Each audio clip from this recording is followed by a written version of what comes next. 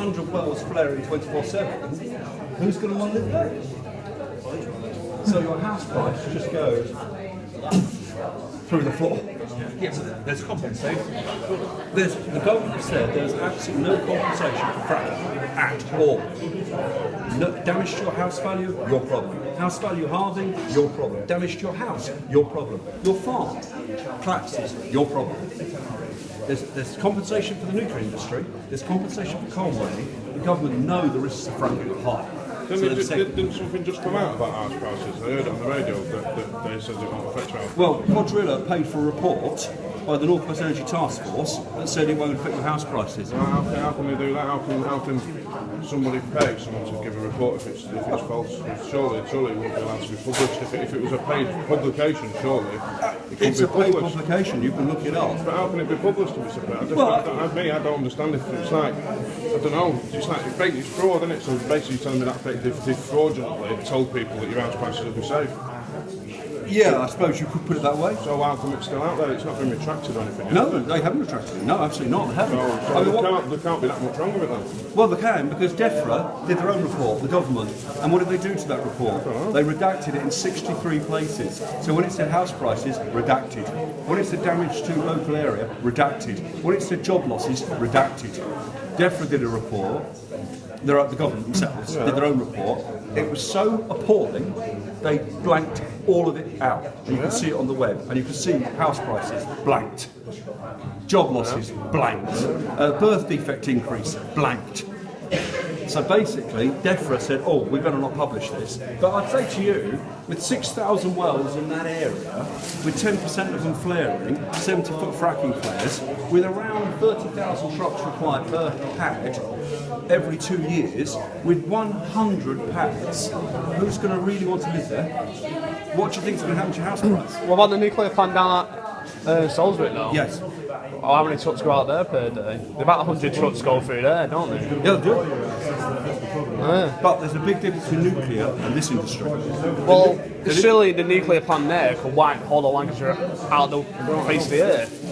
Oh, only if it went wrong. Yeah. But there's a big difference. But has it not been governed though, like strict regulations? Exactly. Yeah. It has really strict regulation and a really strict inspection regime to make sure that it's obeying those regs. Because you can write all the regs, but if no one's checking, they're useless. Yeah. There's no regulation at all for fracking except one, seismic traffic light, to try and prevent earthquakes. That's one regulation. The Royal Society in June 2012, as part of the Royal Society report, we published a report and we gave 10 recommendations for fracking to continue. The government's implemented one of them. 90% of them is ignored completely, and they're still not there. Yeah. So there is no regulation for this industry, unlike nuclear. Nuclear is really well regulated. It's called the Office of Nuclear Regulation. Yeah. And they do a good job. Yeah. And it's a couple of strict. mates were there, so it's really Strict. There's nothing. It's self-regulatory. These guys send a fax on a Friday to the Health and Safety Executive in Aberdeen to say how they're doing. The operator themselves, the drilling company, they're the ones that regulate themselves and say whether they're making any mistakes or not. They have to report on themselves, and they're private companies. So, you know, the only way they fracked, the one at Priestful, up here, when they caused those little earthquakes, a lot of people were worried about the houses, but I'm an engineer for 20 years in oil and gas. I was worried about the well. Really worried about the well, because with fracking, unlike conventional, you've pumped millions of gallons of pollutant down there. You don't want that leaking. So when the well gets damaged and shaped by an earthquake, I'm worried for leakage immediately. The next day, I was on the rig. They couldn't run a caliper down it. They couldn't get a caliper down the well at all. They damaged the well over a large interval. The earthquakes really damaged the well. Then they got a well in temperature failure, which means they can, it doesn't mean they have, but they can get leakage. They got well in temperature failure for 3 years. So you work for them? I don't work for them. I work in oil and gas, but I don't work for Quadrilla. You was on the rig? Oh, I was on the rig, yeah. On the rig? Oh, Mark Miller, who was the CEO at the time, let me on all his rigs to inspect them, because he said the HSE are not doing any inspections. So he said, you can go on. And he actually gave me the passwords as well, so if there's no one on there, I could still get on the pad. So I had full access to, well, they only had 4 at the time, but I had full access to all their rigs until Mark Miller unfortunately left the company in 2013 and never came back. He was a really open guy, actually. He was, because I would be considered a person maybe not too happy about fracking, and he let me on all their rigs and said, you can come on any time and inspect them, and I did. I regularly did. But as I say, unfortunately, they kicked him out. And then when the new guy came in, no, it all changed completely. Then they said, no getting on, forget it. You're off, you know. If you get in, can you stop this? I can stop this, yes, because the government have been using my papers. In the 5 years I've been studying it and working with the European Union, I'm on 2 EU committees. This lady's the head of shower gas, Gwyneth Uppal. I put a number of papers together on my own and with other professionals, you know, professors and doctors mainly, and the government are using my papers in Parliament, claiming that the industry is regulated. And I know those papers have not been acted on at all. Right. So if I get into Parliament itself, where I'm on the floor of the House of Commons, and I'm facing a Secretary of State for Energy, or a Prime Minister, or whoever it is, and I'm actually on the floor as an MP, I can say anything, because I have no whip, because I'm an independent. Yeah. So I can say absolutely anything. And as the main expert engineer that's not actually working for a fracking company in the UK, I can then go at the government, health for leather, and I can hold any Secretary of State to account and say, you can frack, feel free to frack, but when you increase the birth defect rate by 38% in Blackpool Hospital in the next 2 years, I will hold you personally to account, because I'm telling you now, that's what it does, I wrote the paper. And if I say that on the floor of the House of Commons, recorded in Hansard and the media, there's no government that can take the risk. They couldn't take the risk. So How does it going to affect birth defects or anything like that? Oh, we're fracking mainly due to the flare. When you flare a well, which you don't have to, you can do what's called a reduced emission completion. But it adds 10% of the cost to the pad. So guess what? They're not going to do it. It has to be a regulation. The flare gives off radon, but it also gives off BTEXs, which is benzene, toluene, and xylene in particular. And those gases cause birth defects. They're called teratogens. And so in the States, they did a massive study around their pads, but the States is a vast country with population. They studied 124,000 births before fracking, 1996, through fracking, and after fracking, 2009. Massachusetts Institute of Technology, Princeton, and Colorado School of Public Health. They're quite good institutions. On 124,000 births, they found an increase in serious birth defects, where the infant could die before the age of 5, of 32%. They were congenital heart and neural tumour, brain defects and heart defects. 32% increase, caused solely from the flaring of fracking. So it's a real problem, and that's from one well. We'll all be living within 10 miles of 6,000 wells. So the implications for the UK are much higher. So I wrote an article in The Lancet, it's a health journal called The Lancet, last year in June. And I'm an engineer, I'm not a doctor, so normally I wouldn't be writing it there. But they had so many doctors writing and going, fracking will be fine as long as it's strictly regulated, blah, blah, blah. Well, I know it's not regulated. That is my area. I'm a well construction guy, well integrity. I knew it wasn't. So I said to the Lancet, you can't be publishing this rubbish, because you're wrongly, a bit like your house value report, you're giving people false information, and making them think it's going to be all right.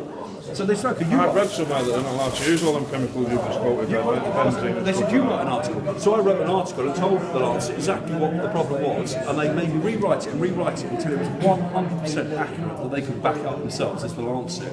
Chemicals, they're allowed to use up to 600 chemicals. The Environment Agency is supposed to approve them or not.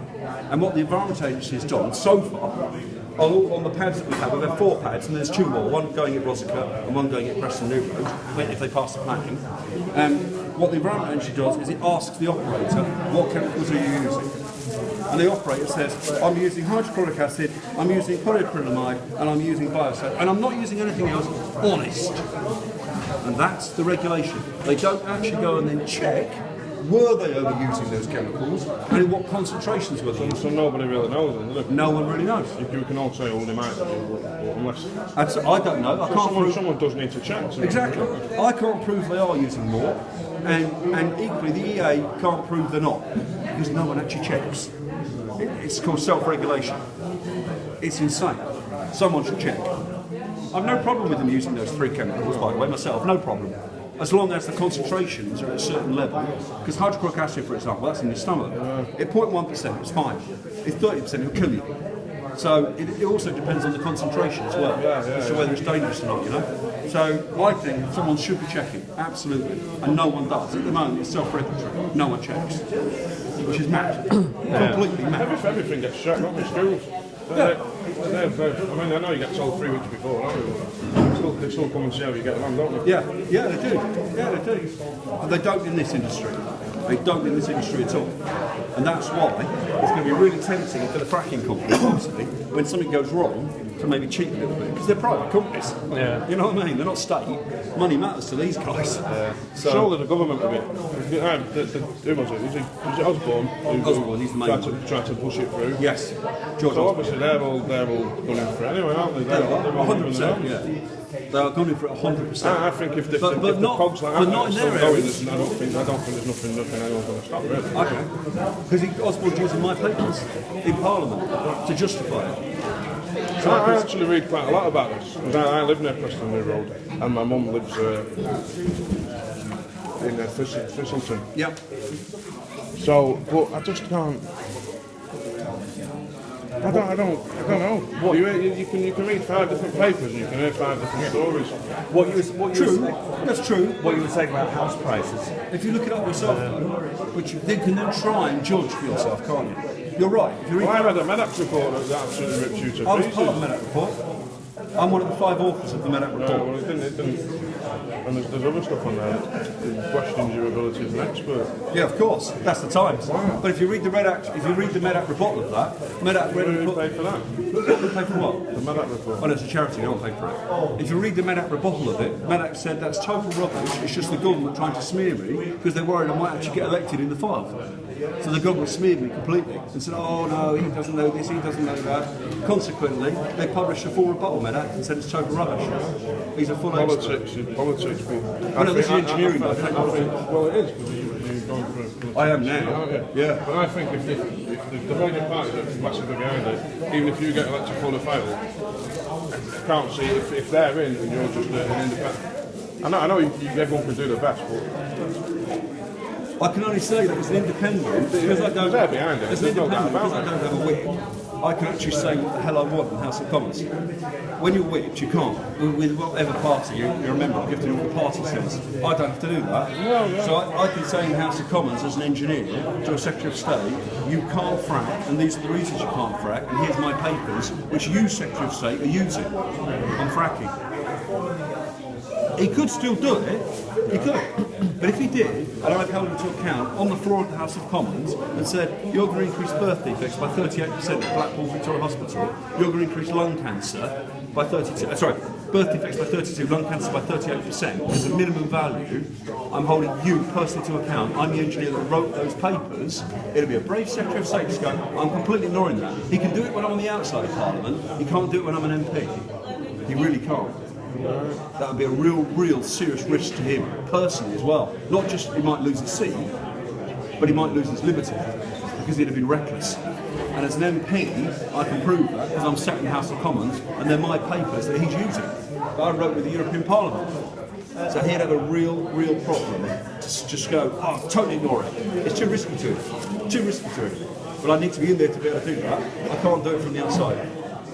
I can't do it from the outside. Definitely not. The other thing is, if you're elected as an independent on the subject, like fracking, say, the government in the past, because so few independents have ever been elected, if they get elected on an issue that they say, I'm standing for this for my area, and that area actually overturns the majority and puts that guy in Parliament, the government always accepts that case. They've never overridden that, because that's the will of the people. It's almost like a referendum. If the will of the people, if they want something to happen, it's very hard for the government to overrule that in an election. Because what's the other choice you've got there? If you've used your vote in a general election to overturn the 6th safest seat in the country and put an independent in, the government recognise that's a massive no to that given issue. If they just overrule that, go, I'm doing it anyway, the only thing left you is violence and civil disobedience. And they know that. They know that would happen.